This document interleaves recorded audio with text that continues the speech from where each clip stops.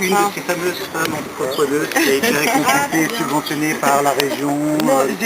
Non, j'ai aidé les femmes. Voilà, tu as aidé les femmes, voilà, exactement. À monter leur projet. Julie, on touchera un mot tout à l'heure, c'est important qu'on parle aussi de cette action qui me tient à cœur. Bonjour Eva Jolie, enchanté. Enchantée.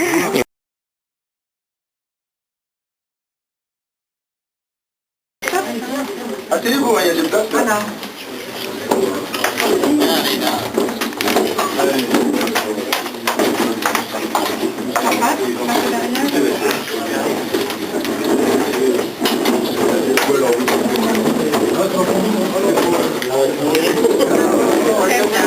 De nous accueillir ici et d'avoir permis justement cette petite réunion avec les associations et les habitants, parce qu'effectivement le but, c'est ce que j'expliquais, c'est pas une réunion entre politiques qu'on souhaite faire, c'est véritablement un échange. Notre candidate la primaire pour les présidentielles chez Europe Écologie avec les associations et les habitants de Vaux-en-Velin. Alors quand j'ai su qu'elle venait à Lyon, je lui ai gentiment demandé si elle serait d'accord pour venir à Vaux-en-Velin, banlieue populaire de l'Est lyonnais, qui a très longtemps été stigmatisée et qui aujourd'hui montre son vrai visage, son vrai potentiel, avec un vrai tissu associatif, de très belles choses sur tout plein de domaines. On parlait tout à l'heure de l'entrepreneuriat des habitants sur Vaux-en-Velin, ou encore des projets tels que les fresques qu'on ira voir aussi tout à l'heure, mais voilà, qui montrent un autre visage de Vaux-en-Velin. Et dans ce cadre-là, donc Eva Jolie nous fait l'honneur de sa présence et je l'en remercie encore une fois. Donc je vais me taire rapidement pour laisser la parole à Eva et aux associations qui vont échanger, poser des questions véritablement sur vos préoccupations, ce que vous attendez d'un candidat à la présidentielle et partager vos histoires et vos trajectoires. Voilà, merci. Bon, bonjour à tout le monde. On va peut-être. D'accord. On va laisser les plus d'accord, tu diras moi après. Voilà, ok. Oui, vas-y. Tout d'abord, peut-être pour ceux qui ne connaissent pas, notamment pour Eva Jolie, bon, Elvan connaît la structure. Pour ceux qui ne connaissent pas la structure, vous dire un petit peu qui vous accueille aujourd'hui. Donc l'espace projet interassociatif est une association d'associations qui existe depuis une vingtaine d'années à peu près. Ces associations se sont retrouvées, se sont regroupées autour de deux idées fortes, la lutte contre les discriminations et la réflexion sur la multiculturalité. Alors aujourd'hui, c'est vrai que la multiculturalité, on en entend un peu plus parler en France, mais il y a une vingtaine d'années, ce n'était pas forcément un sujet qu'on osait aborder. On était plutôt sur la question de l'intégration, pour ceux qui s'en souviennent, et la question de l'interculturalité. Et nous, on défendait l'idée que la multiculturalité était justement la possibilité pour tous les citoyens français et pour tous nos amis d'ailleurs de pouvoir se retrouver en France, chacun avec ses spécificités, mais aussi dans la volonté de construire un projet de société commun. Et donc pour ce faire, cette association s'est créée. Et donc il y a beaucoup d'associations qui sont là, et donc des membres du conseil d'administration. Je pense que c'est important aussi de le signaler. C'est-à-dire que vous avez par exemple la trésorière, vous avez des membres du bureau, la secrétaire, un membre du conseil d'administration ici aussi. L'association Ailleurs Autrement est aussi membre du conseil d'administration. M. Mboumba et M. Maoulid qui sont donc le représentant des Somalilands de France, et M. Mboumba qui est une association culturelle qui fait de la percussion et du gospel, entre autres. Voilà. Donc ça c'est important de le signaler, de dire que vous n'êtes pas dans un lieu neutre, vous êtes dans un lieu qui est un lieu engagé. Alors tout à l'heure le vice-président vous a attendu, et malheureusement il est obligé de partir, donc il ne pouvait pas rester. Mais bien voilà, vous êtes quand même dans un lieu où je dirais on affirme un certain nombre de choses, on les affiche, on affiche nos valeurs, elles sont derrière vous, clairement énoncées. Et donc voilà, donc c'est important de le rappeler. Et maintenant, c'est vrai que pour plein de gens des quartiers populaires, des gens qui sont souvent oubliés, malheureusement, on ne parle d'eux que quand il y a des problèmes, mais on ne parle jamais d'eux quand tout se passe bien, et c'est 99% du temps. Quoi. Exactement. Et malgré cela, ils vivent dans la difficulté, dans la précarité, ils connaissent le chômage, ils sont frappés par la crise en premier, ils sont victimes de discrimination, et pourtant, je dirais, ils innovent tous les jours. Ils créent, ils font, je dirais, la France de demain. Voilà. Donc maintenant, je vais leur laisser la parole, une fois que j'ai dit ça. Un petit mot d'Eva d'abord. Bien sûr. Donc merci de votre accueil et merci à vous tous d'être là. Je suis vraiment venue à votre rencontre parce que je sais que la vraie vie démocratique française, elle est dans les associations. Et je sais que ce sont les associations qui réparent jour après jour ce qu'on casse ailleurs. Et je sais l'importance que vous avez pour construire le lien social et le tissu social. Donc, comme candidate, je suis particulièrement sensible à cela. Et vous pouvez compter sur moi pour soutenir les associations. Et je dirais que je suis personnellement, comme vous, concernée par les attaques contre les binationaux. Et ce n'est pas une posture, parce que, comme certains d'entre vous, j'ai la double nationalité, et je n'aimerais pas qu'on me mette en demeure de renoncer à une de mes nationalités, à une de mes fidélités. Et donc je pense que ce qu'on a vécu en France sous Nicolas Sarkozy, qui monte les Français les uns contre les autres, qui prêche la haine, il est vraiment temps que nous revenons vers une société beaucoup plus fraternelle et beaucoup plus juste. Et dans notre programme, je sais bien que tous les candidats qui viennent vous voir vous parlent de leur programme, mais c'est très important dans le programme d'Europe Écologie Les Verts, c'est la justice sociale. C'est un revenu d'existence à la base et c'est aussi un revenu maximum. Nous sommes pour réparer aussi le contrat social en coupant ces énormes différences que la mondialisation a entraînées. Donc, pour moi, la justice est importante, l'éthique est importante, le vivre ensemble paisiblement et trouver les moyens pour que les quartiers excentrés puissent être reliés physiquement et symboliquement au centre est aussi très important. Donc moi, je suis ici pour apprendre de vous, pour entendre vos expériences. Et je peux vous dire que partout où je vais, il y a des associations et des gens immenses. J'ai rencontré à Villiers-les-Belles, il y a 10 jours, une association qui œuvrait contre le contrôle faciès, par exemple. On travaille avec eux. Alors. Vous travaillez avec eux, voilà. Et je leur ai proposé, si ça pouvait leur être utile, de faire une médiation avec la police, parce que je constate qu'il y a beaucoup de souffrance aussi. Il y a l'idée qu'on se fait contrôler au faciès d'une façon absolument insupportable. Et là, l'idée que j'ai vue à Villiers-les-Belles, et que je crois d'autres aussi ont porté, d'un carnet de contrôle, et mettre aussi les policiers devant leurs responsabilités pour dire, voilà, vous avez contrôlé 10 fois la même personne, à quoi ça rime, comme un premier pas, et ensuite aussi parler du malheur des policiers, parce que c'est aussi un corps qui souffre avec beaucoup de suicides, et je pense que ces postures de guerre sont très très mauvais, et que donc l'initiative à Villiers-les-Belles, que vous connaissez donc, qu'on reproduit là sur la région lyonnaise. Voilà, justement, je suis curieuse d'entendre si vous avez voilà. reproduit cette initiative. Je trouve que ça, c'est une mesure très positive de sécurité. Et je pense qu'il y a énormément d'initiatives de ce genre qui construisent patiemment un tissu social plus solide. Je ne sais pas, moi, comment ça va se passer. Moi, ce que je propose, c'est que ceux qui ont envie d'intervenir interviennent indirectement. Vous intervenez, vous posez des questions. Voilà. Je suis éditeur. Voilà, super. Bon, Eva Joly, bonjour. Donc, je suis administrateur de l'association. Je suis surtout et avant tout vaudet. Nous sommes dans une ville de solidarité. Solidarité entre citoyens de la même ville, qui viennent de différentes origines. Solidarité avec des populations sud-américaines. Le Vauvelin a des rapports avec le Nicaragua. Et aussi et surtout pour moi, solidarité avec le peuple palestinien. Vauvelin est la seule ville en Europe où le drapeau palestinien flotte. Il ne flotte pas par provocation, mais il flotte pour rappeler au monde qu'un peuple souffre actuellement. flotte sur le fronton de la mairie. Le fronton de la mairie, Voilà, c'est important exactement. de dire. Oui, c'est la mairie. Oui.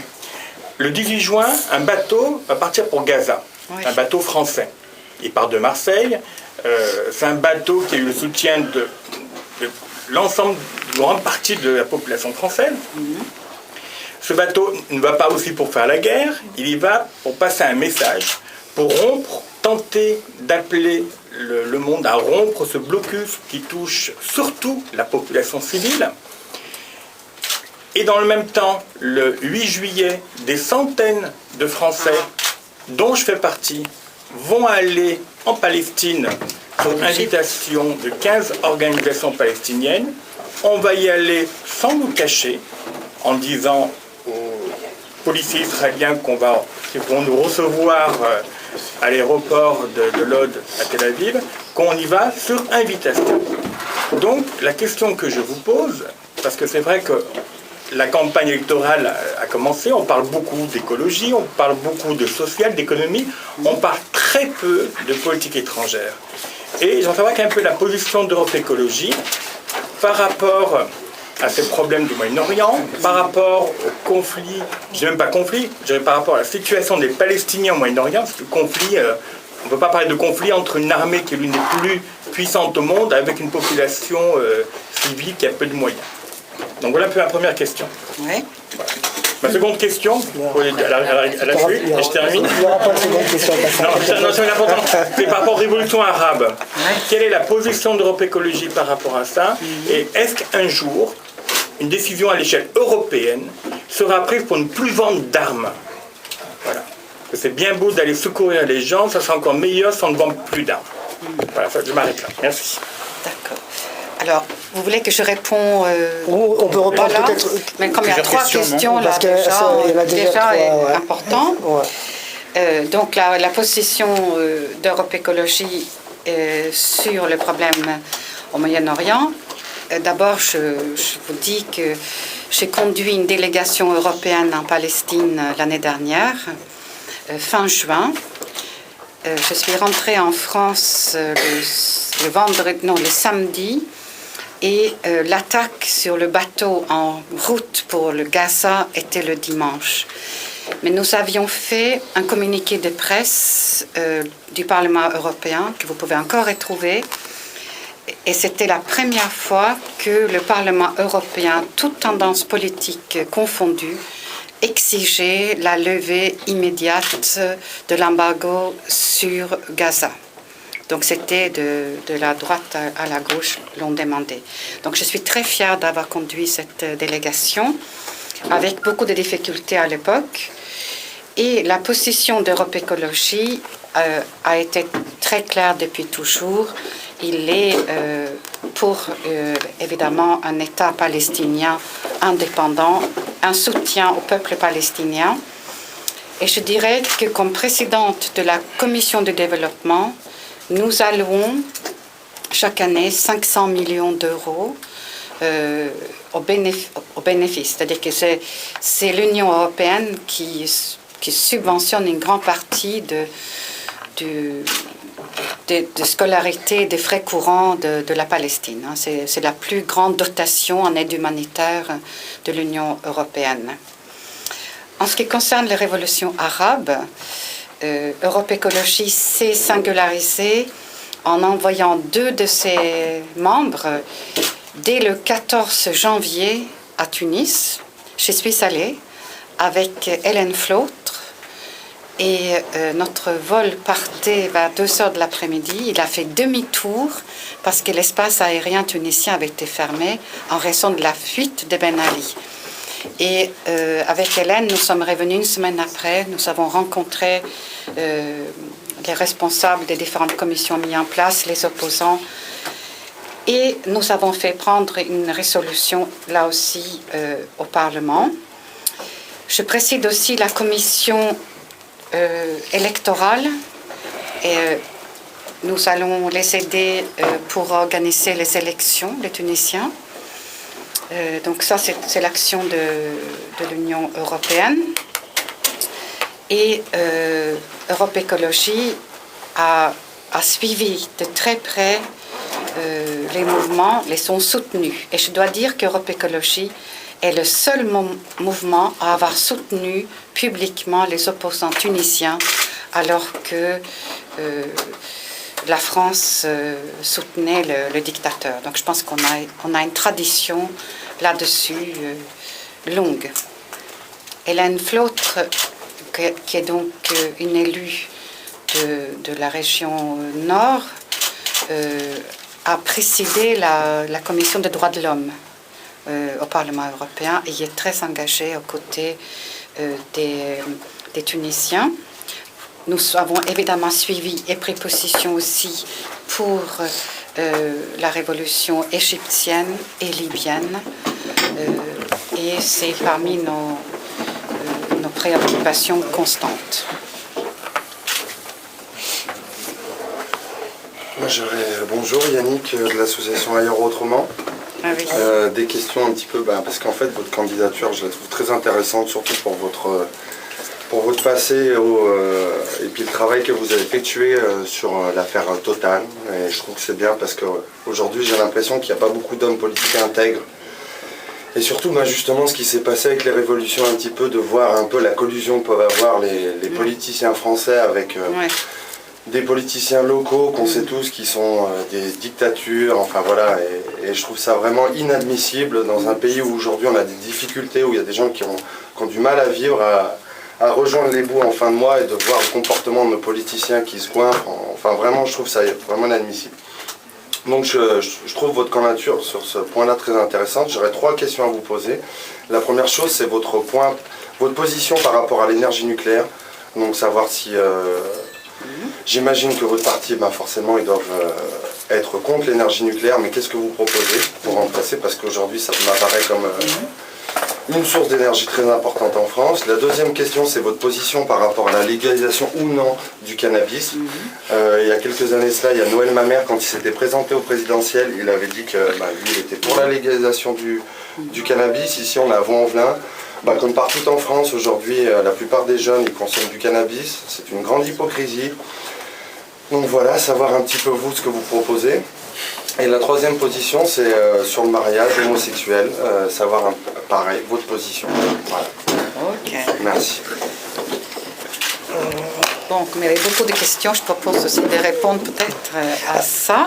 Ce que je propose, moi, peut-être avant, c'est après peut-être donner la parole aussi à des jeunes qui sont élus, parce qu'ils sont porteurs d'un groupe, d'un projet, là, j'aimerais bien qu'ils puissent s'exprimer là-dessus. Ah oui, d'accord. Puis aussi, quand les associations posent une question, présentez aussi un petit peu l'association. Nous, donc voilà, je ne me suis pas présenté. En 2 secondes, Ailleurs Autrement, nous on organise des séjours pour des personnes en situation de handicap physique et handicap mental, à l'étranger, pas en France. Donc on organise des séjours tout au long de l'année, pour des personnes en situation de handicap physique, et durant le mois de juillet et le mois d'août pour des personnes en situation de handicap mental. Donc on fait essentiellement le pourtour méditerranéen, le Maroc, la Tunisie, l'Égypte, justement, des pays qu'on a pu parler un petit peu. Voilà. Ça c'est le travail qu'on fait. Aussi l'Europe. Aussi l'Europe et bien d'autres destinations. Bon, alors je vais répondre à Yannick avant de continuer. D'abord, je voudrais vous dire mon admiration pour le travail que vous faites pour les handicapés. J'ai travaillé 8 années dans un hôpital psychiatrique et donc j'ai vu de près ce que cela veut dire. Donc je pense que votre action là est très importante. La collusion entre les hommes d'État français avec les dictateurs a été vraiment donnée en spectacle, a été très pénible à observer. La résistance de Madame Alliot-Marie, alors qu'elle avait accepté un séjour et qu'elle s'était fait transporter par un proche de Ben Ali, l'achat de son appartement par les parents très vieux, le spectacle aussi de Ollier qui est toujours ministre. C'est vrai que c'est plutôt indigne. Il ne faut pas oublier que Fillon, alors que la révolution a commencé en Égypte et que Moubarak part, il est en Arabie Saoudite sur le porte-avions et il fait un salut en honneur de Moubarak. Bon, donc c'est vrai que nous avons donné en spectacle cela. J'ai dénoncé, moi, publiquement le fait que Patrick Ollier a pu rester au gouvernement alors qu'il avait fait l'intermédiaire. Il préside l'association d'amitié franco-libyenne. Il a fait des dizaines de voyages d'amitié. Il revendique lui-même d'avoir facilité les ventes d'armes ou d'avoir voulu faciliter les ventes d'armes. Je l'ai dit dans un meeting Europe Écologie à Marseille, il me poursuit en diffamation. Parce que ça, c'est un rêve de tous les puissants, c'est qu'on doit se taire. On ne doit pas dénoncer leurs actions. Et à l'heure où je vous parle, j'ai 6 procédures en diffamation parce qu'on a décidé de me faire taire. Et donc notamment cela. Quelle est la position sur ma position sur l'énergie nucléaire? Elle est claire comme du cristal. C'est le moment historique de sortir du nucléaire. Il faut prendre la décision politique de le faire.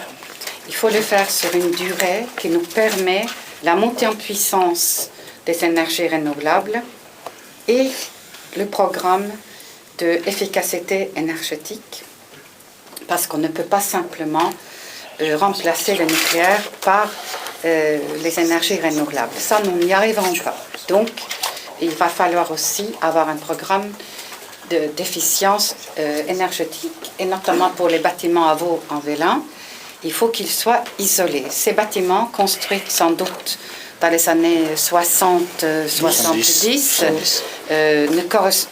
sont construits à un moment où il n'y avait pas de normes d'isolation, sont des vrais passoires. Et à Villiers-les-Belles, j'ai rencontré des locataires qui payaient jusqu'à 500 € par mois de charges. Donc un double loyer, et qui correspond à une consommation très élevée d'énergie. Donc il faut baisser cette consommation-là. La maison, l'habitat, correspond à plus de 40% de notre consommation d'énergie. Donc là, il y a un énorme gisement. Et l'objectif est de diminuer par 2 cette consommation. Et là, c'est un cercle très vertueux parce qu'en lançant ces grands travaux d'isolation, on divise par 2 la facture d'électricité des habitants, on crée l'emploi, on diminue les gaz à effet de serre et on permet de fermer les centrales nucléaires peu à peu. Il faut commencer par fermer d'ores et déjà 3 centrales. Fessenheim, pour 3 raisons. C'est que c'est sur une zone sismique, c'est qu'il est surplombé par le canal d'Alsace de 13 mètres, ce qui veut dire qu'il est inondable en cas de tremblement de terre, et parce que la semelle de confinement ne fait que 1,50 m, qui n'est plus en norme, il doit être de 5 ou 6 mètres. Donc c'est pareil pour Tricastin et c'est pareil pour Bugey. Il faut arrêter les constructions de nouvelles centrales, et notamment les EPR. Il faut fermer la Hague. Donc cette position est pour nous non négociable dans notre contrat de gouvernement, parce que nous prenons aussi un retard industriel. C'est-à-dire, le nucléaire est une industrie pas simplement dangereuse comme on le voit tous les jours. Ça fait 3 mois de Fukushima et nous savons que le réacteur 1 maintenant a percé le confinement et qu'on va évacuer sans doute à 80 km et que la mer autour du Japon reçoit des doses de radioactivité qui va polluer toute la chaîne alimentaire. Donc dangerosité, mais surtout parce que économiquement, le marché des réacteurs est très réduit dans le monde. On n'installe que 4 ou 5 réacteurs par an, y compris la Chine, ce qui représente un marché de 20 milliards, alors que les énergies renouvelables, c'est 10 fois ça. Donc, en nous accrochant au nucléaire, on s'accroche à une technologie qui est surannée et on prive la France de la chance de devenir numéro 1 ou 2 dans la filière de l'énergie renouvelable. En Allemagne, il y a 370 000 emplois dans l'énergie renouvelable. Chez nous, pas grand-chose. Et les décisions de Nicolas Sarkozy en ce qui concerne les énergies renouvelables sont tout sauf visionnaires. Il a arrêté la filière photovoltaïque, il a arrêté l'implantation d'un champ d'éoliennes au large de l'île de Ré, et qui était un projet qui avait été négocié avec tous les partenaires prêts, parce que cela ne plaisait pas à Philippe de Villiers, il l'a arrêté. Donc du clientélisme et des raisons politiciennes et non pas des visions de l'avenir de la France. Donc je vous promets que cela, nous saurons porter cette vision-là. J'ai été substitut dans ma vie, j'étais en charge des stupéfiants. J'ai reçu un nombre absolument incalculable de jeunes qui avaient fumé un joint. Et déjà, il y a 20 ans, on ne les poursuivait pas. On faisait une injonction thérapeutique et non pas une injection. Et, la vanité de ça me frappait déjà. Et aujourd'hui, ma position, elle est vraiment très claire. Je suis pour la légalisation du cannabis, pour le fait que ça génère une économie illicite, une économie double, une économie mafieuse, et qui n'est pas bon pour la société. Donc c'est pour des raisons d'intérêt général que je veux légaliser le cannabis et le mettre en vente avec des droits dessus, mais il faut casser le marché. Je suis également pour le mariage homosexuel, car je pense que ça, c'est une souffrance à laquelle nous pouvons remédier. C'est une mesure que nous pouvons prendre qui n'a pas de coût financier et qui a l'avantage de réparer des injustices et de faire de sorte que les homosexuels se sentent des citoyens pleins et entiers. Donc voilà, je pense que j'ai répondu à vos questions. Ouais. Moi, voilà. Voilà. Donc il y a des jeunes qui ont un projet, qui nous parlent un peu de leur projet, s'ils ont des questions éventuellement. Ouais. Alors bonjour, on est 16 jeunes en fait, tous vaudais. 16 jeunes, tous d'ici. Ouais, tous vaudais, issus de la section karaté de la MJC de Vendôme. Ah oui, de la section karaté. C'est ça. Et en fait, on a construit un projet il y a de cela 18 mois, qui était au tout départ d'Hiroshima à Nagasaki, des jeunes vedettes face au nucléaire. Ah ouais. Donc voilà, on était partis, on a fait beaucoup d'actions sur la commune et on continue à sensibiliser la population sur les connaissances qu'on acquiert tous les jours. Il n'y a pas que moi qui bute sur le mot. Ça, C'est difficile. Voilà. mais moi aussi je bute. Voilà. On a fait des colloques, on essaye vraiment de démontrer que c'est une grande question. Et notre étape finale, entre guillemets, c'était d'aller au Japon au mois d'août pendant un mois. Ah, oui. Où on était invité par beaucoup de Japonais, on était invité aux cérémonies de commémoration à Hiroshima et Nagasaki. Ah, oui. On était invité chez des personnes irradiées par la bombe. Enfin bref, on avait fait vraiment un gros boulot pour justement encore plus acquérir des connaissances. Et bon, c'est tout ce qui s'est passé le 11 mars, donc c'est un peu tombé à l'eau. Du coup, on a essayé de rebondir et d'essayer justement d'en faire quand même quelque chose. Ouais.